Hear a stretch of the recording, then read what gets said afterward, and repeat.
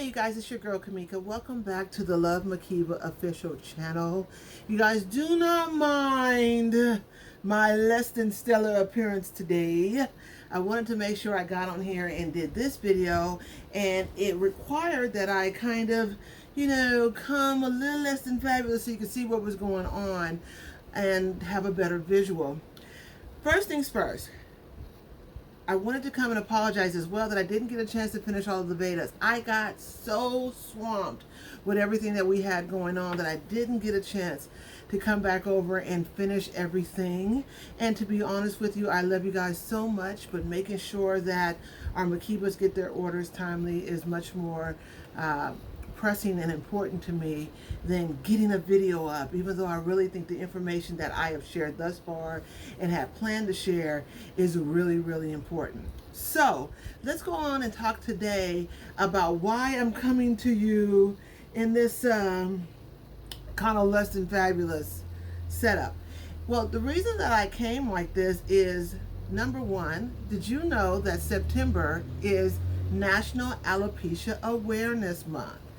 Yes, this is the month that we actually celebrate the beauty of those that have acquired the disease. Actually, it's not even just a condition, it's a disease of alopecia, and also where a lot of alopecia education is more readily available. And it's also the month that I wanted to come and talk to you guys about my alopecia areata journey, how I've gotten here, how I'm overcoming it, and kind of some things that you can possibly expect that will hopefully cast away the shame that you may feel if you are someone that suffers from a form of alopecia, and also empower you and let you know, things like this happen. So let's start here. I have a little bit of tissue in my hand because I'm dealing with some allergies and some sinus issues. And if you recall from one of the previous betas, I shared with you that alopecia is an autoimmune response, and I'm going to get into the specifics of it, but it is an autoimmune response, an autoimmune disease to your body attacking the hair follicles, right? And so allergies and inflammation can exacerbate the alopecia. It can also trigger it to start. When it comes to alopecia, no one knows what the causes of alopecia are. We know that it is genetic. And actually, let me back up a little bit. The term alopecia just simply means hair loss, right? Alopecia means hair loss. Alopecia comes in various forms. You have scarring alopecias and non-scarring alopecias. Let's start with the non-scarring alopecias. With the non-scarring alopecias, you have alopecia areata, which usually presents itself in the scalp with little circular patches of hair loss, unexplained circular patches of hair loss. That means, so that's alopecia areata, meaning hair loss in an area, areata.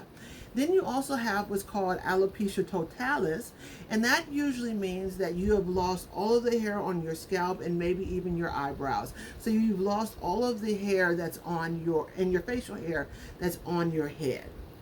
Then you have what's called alopecia universalis, which is complete hair loss on your body. And those are generally, like I said, the non-scarring alopecias. Nobody knows what the cause is. You kind of can have an idea of what some of the triggers are, but they don't know for sure. It's an autoimmune response. It could be triggered by allergies. It could be triggered because it is genetic. It could be triggered by blood issues, genetic traits. They still aren't completely sure.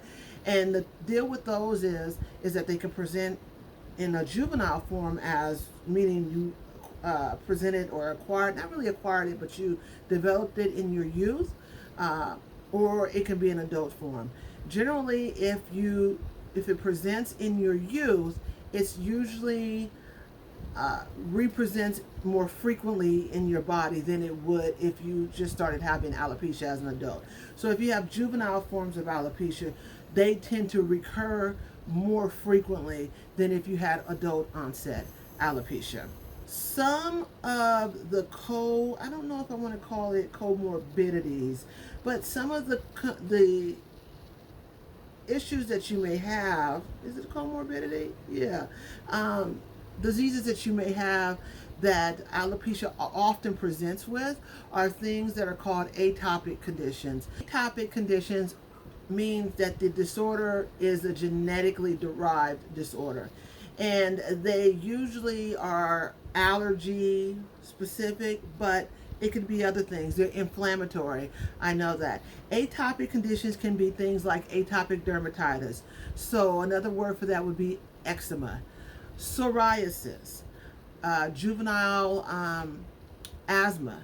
I had juvenile asthma. So asthma as a child, rheumatoid arthritis, lupus, discoid lupus.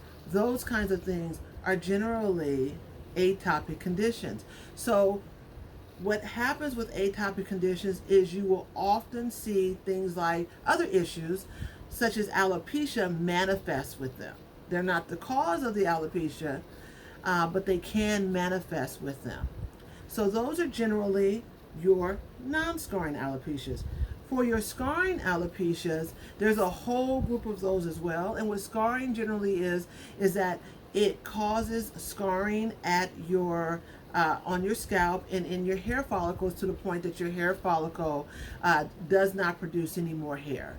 And so that hair loss becomes permanent. Whereas with your non-scarring alopecias, there's often a chance for it to spontaneously just reproduce and restart and go on.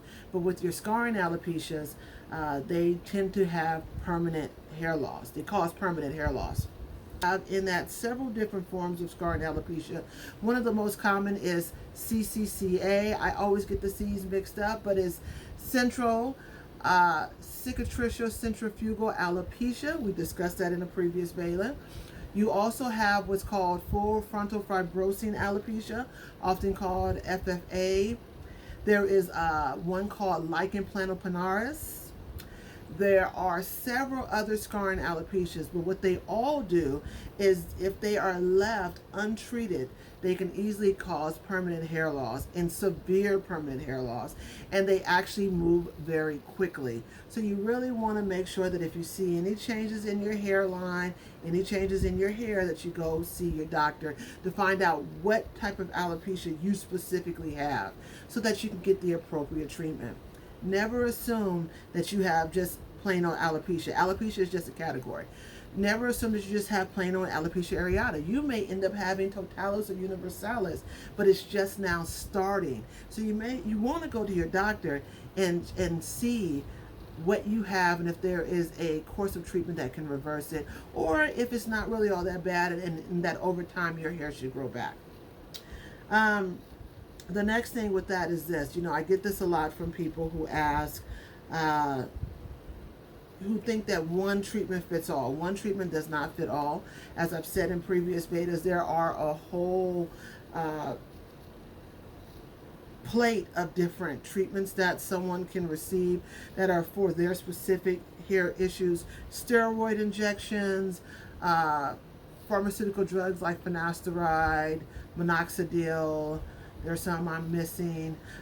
You have your blood platelet treatments.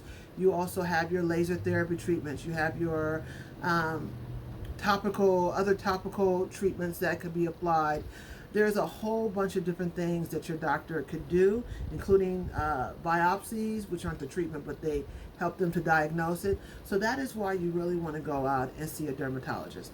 So that is a quick primer on what alopecia is. There's so much more that I can go into with that, but I'm not at this time. But just for the month being what it is, I wanted to come and show you guys my situation and where I am in my journey with alopecia. And if I have a chance, I'm going to drop some pictures in here to give you a nice visual of where I've been, where I've come from, where I'm going. Well, I can't give you pictures of where I'm going, but I'm here, right?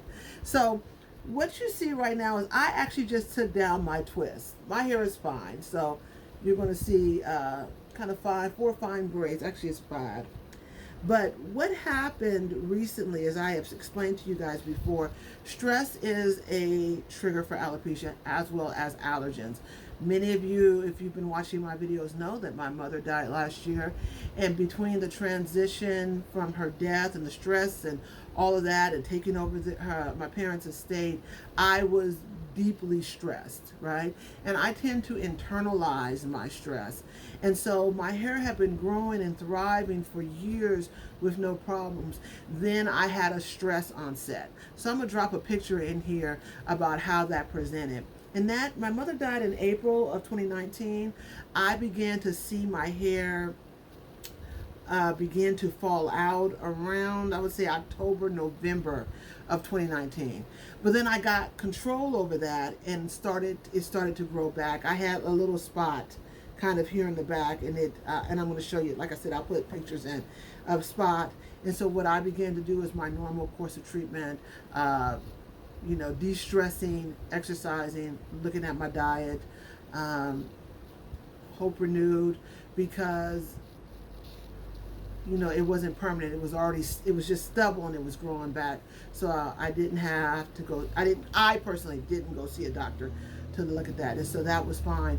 But then what began to happen is the new season at this house took hold, and we went into the spring season, and all of my childhood allergies came back, and next thing I know, I have had these serious allergy spells and migraine headaches just getting acclimated to the huge yard that I have. I have a huge yard, right? Getting acclimated to the old kind of building materials that are in this house, getting acclimated to the air here, being closer to the ocean.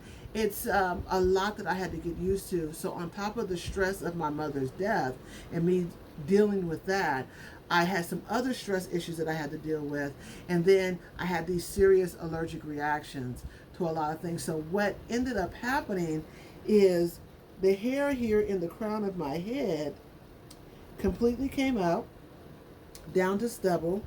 And I'll turn around and see if you can see this. Let me see.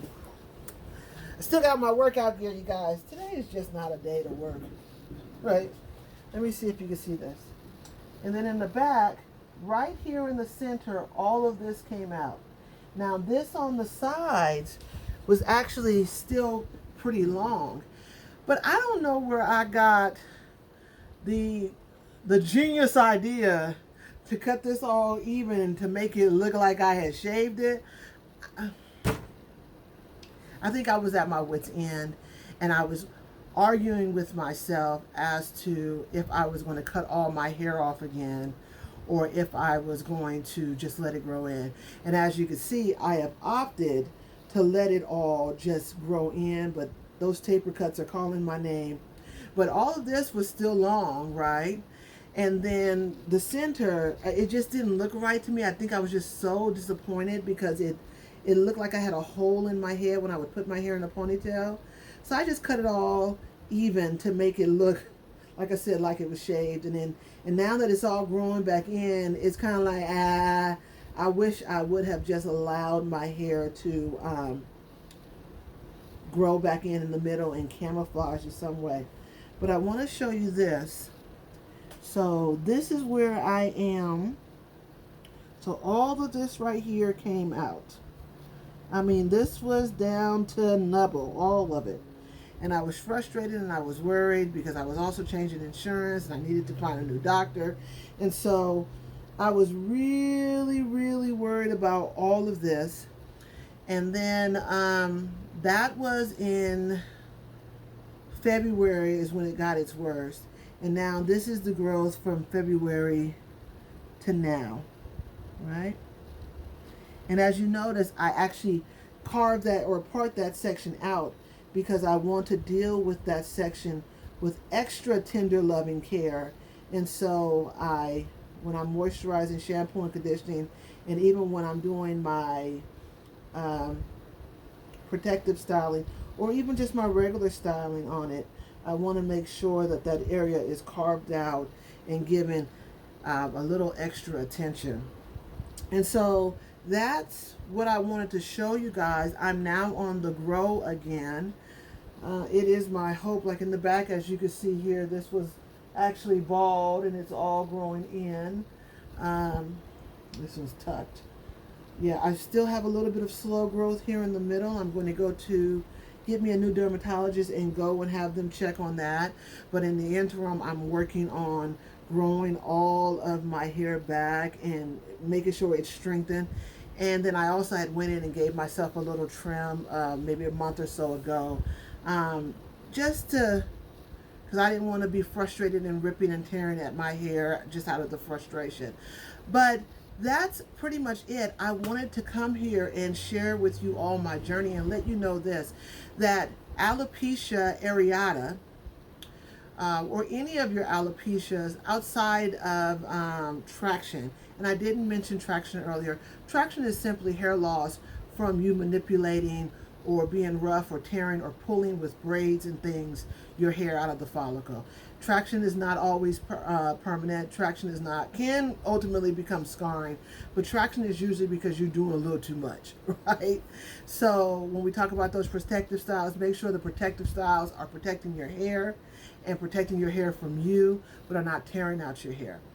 All right, so I just wanted to come and share that with you all. I want you to be encouraged. My hair, thrives and grows beautifully. And it wasn't until, though, when I developed Hope Renewed that I began to understand the part that inflammation plays so severely in hair loss. And then it wasn't until I went through this cycle, this full year cycle of moving back home and becoming permanent here, that I learned how much my allergies cause inflammation in my body, and how much that if I don't take my sinus medication, my allergy medication, and if I don't stay ahead of it, I have a humidifier on right now to keep the air in this area moist and cool. If I don't use those kinds of precautionary measures, my hair would have never have turned back around. But once I recognized, did a little more research, recognized it, put it into practice, dealing with my allergies and keeping my inflammation lower. You guys know that I went lacto-ovo vegetarian. Actually, it's more like pescatarian still, but you know what I'm saying. Once I started recognizing how the inflammation and the allergies and all of that were affecting my hair, I got control over it. And because of that, I'm seeing great growth in just a few months. But my story is not everybody else's story. But I just wanted to make sure I was transparent with you and shared it with you, so that when you do see some upcoming style tutorials, because I got some styles that you don't even notice that there's alopecia there, but I want to share those with you as well. And I just wanted to already set the groundwork and the foundation for your understanding as to why there may be differences in the length of my hair. And I also wanted to once again give you hope and let you know that this is overcomable. Once again, you want to have that, I said before, that patient-centered home, but this is your beauty home. You want to have a kind of a beauty or a customer-centered home where you have your dermatologist, your trichologist, your stylist, and your brand. And we all are working together synergistically to make sure that you have what you need to be the best you possible. So don't ever allow alopecia to cause shame. Don't allow it to cause you to hide under a wig or a weave. Don't allow it to get bad. You have the power to deal with it quickly. Even if money is an issue, find yourself a dermatologist or a program or something that can help you get in front of a dermatologist that specializes in hair loss. There's always hope. There's always a way. There's always a possibility. I got some things coming down the pike that I'm going to be putting together to help women who may be struggling with medical costs to be able to get there to the doctor, but we're not there yet. But continue to support us as we build, and if this information has been helpful, if it has been helpful, I hope that you would share this, that you would like the video. Liking the video is very important because YouTube doesn't put us in the algorithms when people don't know that we're here. And so a lot of times you'll see our videos, I'm like, this is some damn good information. And the reason it's not, people aren't getting the information they need is because YouTube isn't putting us in the algorithm. But if you watch the videos and you like them, then that shows YouTube that we are giving good information and that is worthy of other people to see in their streams, or in their, what do you call it, their feeds, not their streams, their feed.